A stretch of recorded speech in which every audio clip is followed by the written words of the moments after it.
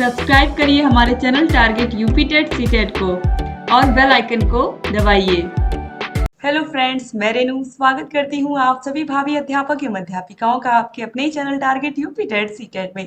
दोस्तों, आज की इस क्लास में हम पढ़ने वाले हैं आपके डीएलएड फर्स्ट सेमेस्टर के 5वें पेपर यानी कि सामाजिक अध्ययन विषय के most important previous year question papers की सीरीज में 2019 के क्वेश्चन पेपर्स को 2019 के क्वेश्चन पेपर को 2022 के क्वेश्चन पेपर को और 2023 के क्वेश्चन पेपर को आज यहाँ पर हम देखने वाले हैं।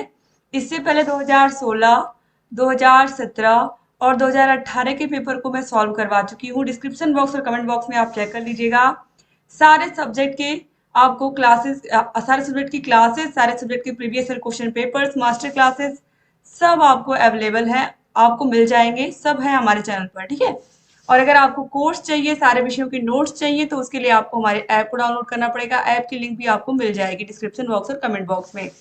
और अगर किसी प्रकार की कोई भी समस्या हो तो यहाँ पर देखिए कॉन्टेक्ट नंबर हमारा दिया हुआ है, इस पर कॉल करके भी आप या मैसेज करके भी आप समस्या को बता सकते हैं। क्वेश्चन नंबर 1 है, खुदाई द्वारा ऐतिहासिक तथ्यों का पता लगाने वाले व्यक्तियों को क्या कहते हैं? खुदाई के द्वारा यानी कि जमीन में खुदाई के द्वारा जो मूर्तियां प्राप्त होती हैं या अवशेष प्राप्त होते हैं, उनका पता लगाने वालों को क्या कहते हैं? तो उनका पता लगाने वालों को हम कहते हैं पुरातत्वविद। ऑप्शन नंबर सा यहाँ पर राइट आंसर हो जाएगा। क्वेश्चन नंबर 2 है, वेदों की संख्या कितनी है? तो हम सभी को पता है कि जो वेद हैं वो कितने हैं? 4 हैं। ऋग्वेद, सामवेद, यजुर्वेद और अथर्ववेद। क्वेश्चन नंबर 3 है, मेसोपोटामिया की सभ्यता का जन्म कहाँ पर हुआ था? तो मेसोपोटामिया की सभ्यता का जन्म दजला और फरात नदी घाटी के किनारे हुआ था। और ये प्रश्न आपने कल की क्लास में भी देखा होगा जब मैंने 16, 17 और 18 के पेपर को सॉल्व करवाया था। क्वेश्चन नंबर 4 है, हड़प्पा सभ्यता से संबंधित स्थल कालीबंगा कहाँ स्थित है? तो ये स्थित है राजस्थान में। प्रेजेंट टाइम में कहाँ स्थित है? राजस्थान राज्य में। क्वेश्चन नंबर 5 है, मुद्रण कला के आविष्कारक थे यानी कि प्रिंटिंग में कौन माहिर थे? जैसे आप देखते हो कपड़ों में प्रिंटिंग होती है या कोई प्लेन कागज आप डालते हो मशीन में तो वो प्रिंट करके आता है, तो ये इसका आविष्कार कहाँ हुआ था? तो ये हुआ था चीन में। ऑप्शन द सही हो जाएगा, चीनी।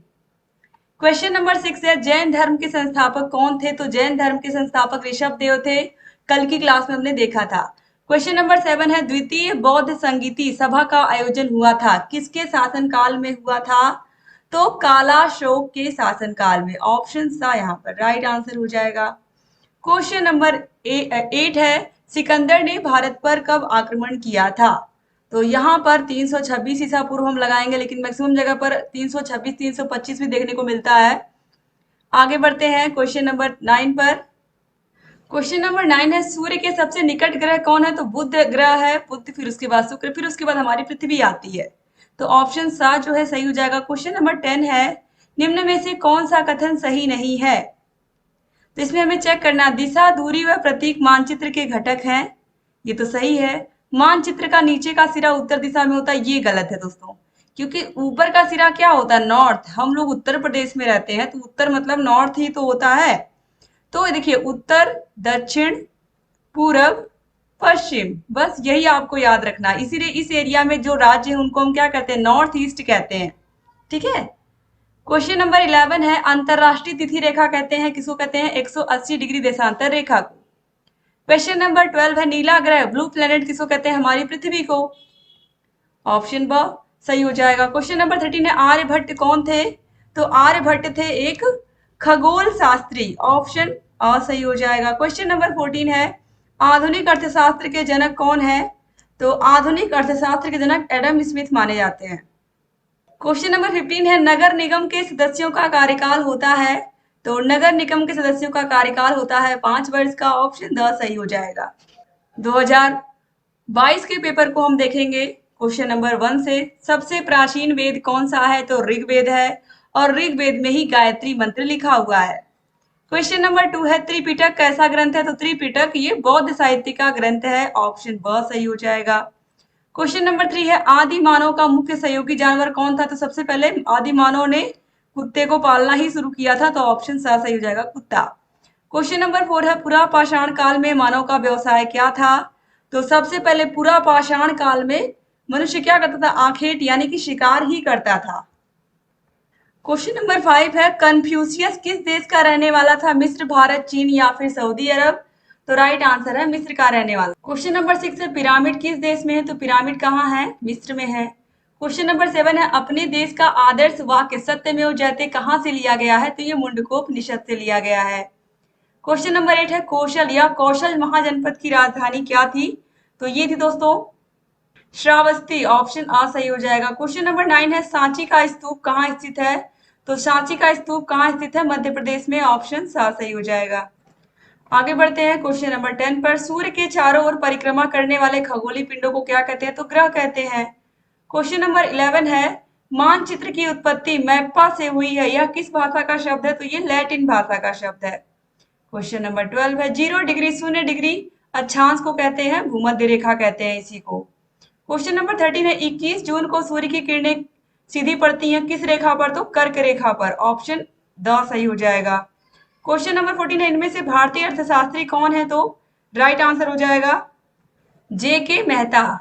क्वेश्चन नंबर 15 है, इतिहास के अध्ययन के स्रोत हैं साहित्य, स्मारक, शिलालेख या ये सभी? तो राइट आंसर है ये सभी। 2023 के पेपर को हम लोग हल कर लेते हैं। पहला प्रश्न है, सबसे प्राचीन वेद कौन सा? अभी आपने देखा है 2022 के क्वेश्चन पेपर में पूछा हुआ प्रश्न है, तो कौन है? ऋग्वेद है। क्वेश्चन नंबर 2 है, शक संवत किसने चलाया था? तो दोस्तों शक संवत जो है ये चलाया था कनिष्क ने। ऑप्शन सा सही हो जाएगा। क्वेश्चन नंबर 3 है, पूरा पाषाण काल में मनुष्य का व्यवसाय क्या था? तो आखेट था। क्वेश्चन नंबर 4 है, मोहनजोदड़ो की सबसे बड़ी इमारत क्या थी? तो मोहनजोदड़ो की सबसे बड़ी इमारत थी दोस्तों अन्नागार।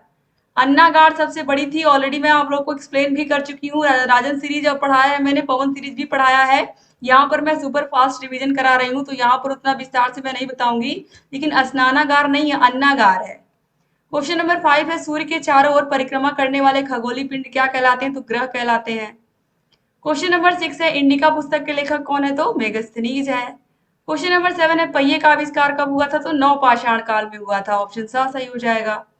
क्वेश्चन नंबर 8 है, कुतुब नुमा का आविष्कार किस देश में हुआ?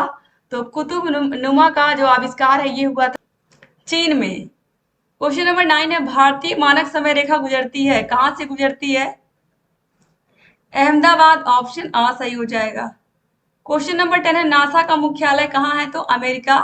ऑप्शन ब सही हो जाएगा। नासा का मुख्यालय वाशिंगटन डीसी में स्थित है, वो अमेरिका में ही है। क्वेश्चन नंबर 11 है, पूर्वी घाट तथा पश्चिमी घाट किस स्थान पर मिलते हैं? तो पूर्वी घाट और पश्चिमी घाट मिलते हैं नीलगिरी की पहाड़ियों पर। क्वेश्चन नंबर 12 है, ग्रेट रिफ्ट घाटी किस महाद्वीप में स्थित है? तो ये स्थित है अफ्रीका महाद्वीप में। क्वेश्चन नंबर 13 है, कौशल महाजनपद की राजधानी क्या थी? तो अभी आपने देखा है श्रावस्ती। ऑप्शन आ सही हो जाएगा। क्वेश्चन नंबर 14 है, भारत का सबसे लंबी तट रेखा वाला राज्य कौन है? तो कौन है? गुजरात है।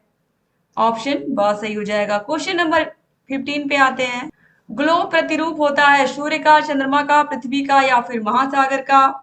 तो राइट आंसर दोस्तों यहाँ पर हो जाएगा पृथ्वी का प्रतीक होता है ग्लोब। तो इस तरीके से यहाँ पर आप लोगों ने सारे के सारे जितने भी पेपर अब तक हुए हैं सभी का सोल्यूशन आपने देख लिया 2016 से। तो उम्मीद करती हूँ कि क्लास आपको पसंद आई होगी। तो 2021 का पेपर भी आप देख सकते हो। 2021 का पेपर आपको मिल जाएगा, पवन सीरीज में मैंने सॉल्व करवाया है, उसमें 2021 का भी पेपर दिया हुआ है। तो उम्मीद करती हूँ कि क्लास आपको पसंद आई होगी दोस्तों। और जहाँ कहीं कोई भी डाउट है यहाँ पर कॉन्टेक्ट नंबर दिया हुआ है। सारे विषयों की क्लासेस की लिंक, मास्टर क्लासेस की लिंक, इसके अलावा सारे विषयों की राजन सीरीज, पवन सीरीज की भी लिंक आपको मिल जाएगी डिस्क्रिप्शन बॉक्स और कमेंट बॉक्स में। Thank you so much class को पूरा देखने के लिए। कॉन्टेक्ट नंबर यहाँ पर दिया हुआ है। चैनल से बने रहिए, सारे क्लासेस को देखते रहिए। जय हिंद।